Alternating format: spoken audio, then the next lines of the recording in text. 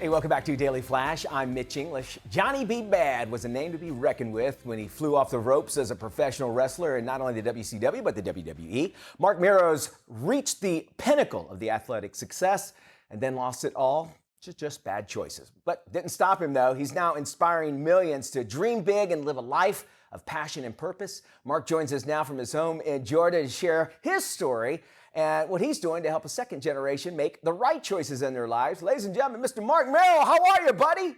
Hey, Mitch, it is so good to see you again, man. Excited about being here today. I love having you on, Marc. And anytime that I'm around you, man, you have this energy. You have this, I don't think I've ever told you this. I took Sawyer. You remember that one time I took Sawyer to one of your presentations?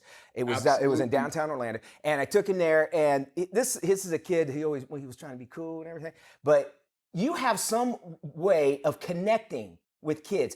My son Sawyer was, and he was doing a lot of this stuff, going like he's crying, because you really did that. What do you think it is? Why do these kids really just attach to your message about making the right choices? It's being authentic. I really believe that by touching someone's heart is how you can change their mind, and sharing my stories of, where my good choices took me, but I'm very honest where those bad choices took me. And many kids can relate to making some bad choices in life. That doesn't mean they're a bad person. It just means they made a bad choice. And they can relate to that. And I think it really helps a lot of kids. I think it does. I think they realize, hey, look, obviously we're in a day and age. Look what happened in the Oscars. People have made bad choices. They can redeem themselves, but it's harder to do that. One thing about your presentation, if I would go to it today, is you list off the names of friends that you lost to them making bad choices. And sadly, that number keeps rising higher and higher. Do you share those stories during the presentation still? I do, Mitch. I have to be really, like I said, authentic in my own life, but also the personal people that I've lost, my own family members.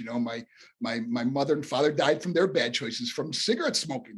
My mother died from a stroke. My dad died from lung cancer. My little brother and sister died at 21. Lost many of my friends through drug overdose. So I have to share these stories so kids can understand where those bad choices can take you. Now, you not only talk to, obviously, the kids at schools, but you also do corporate messages. You do a lot of those. You're constantly being booked for that. Do you get the same kind of reaction when maybe the crowd might be a little bit older and maybe they can retrospectively look at their lives? Well, Mitch, I look at it as adults, sometimes we become complacent in life. One day becomes the next. And we say things like, those were the days, where I want you to know, these are the days, man. These are the days we learn from past mistakes. We grow in grace and knowledge, and we can do anything we set our minds to. All right, when the kids come up to you, what do they say after? Because they flock up to you. You go out there and you talk to them, and astonishingly, you listen to every one of them. They come up to you. What do they say to you? What is the message that they got from what you talked to them about? The common thing I get, Mitch, is that you changed my life. And there's no greater joy than helping another person. So we get hundreds of messages every day through our social media. And it really is empowering to know that I could be used in some way to help somebody else. I would imagine, you're giving out some bands here in this video here. I could imagine that you hear from them. Have you, like from past, maybe from years ago, do you stay in contact with them? Do you encourage them to kind of let you know how their lives are going? Well, what's so cool, Mitch, is I've been doing this for 15 years now. And I have students that saw me years and years ago now that own their own business, started a family, are in professional sports. And they say the day you came to my school was the day it changed my life. So to know that is just a joy, but also the students that are going through depression or anxiety or being bullied or abused or self-harm or even having thoughts of not wanting to be here anymore, to know that I can make a difference in their life and maybe even save a life. Yeah, I've seen your presentations. I've talked to you. You're a good friend of mine as well.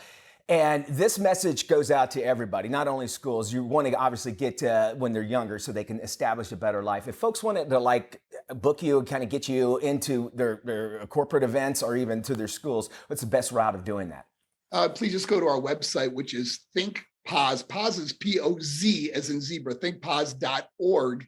And I'm going to be coming to the Orlando area. We're doing Merritt Island High School. We're doing Space Coast. We're going to be doing schools around the Orlando area. So I would love, I lived in Orlando for many years. I live in Georgia now, but I look forward to coming back. Okay. And really, if do you tailor it? Do you have to like make a different kind of feel when you have the older folks, maybe like for a corporate event than you would at schools?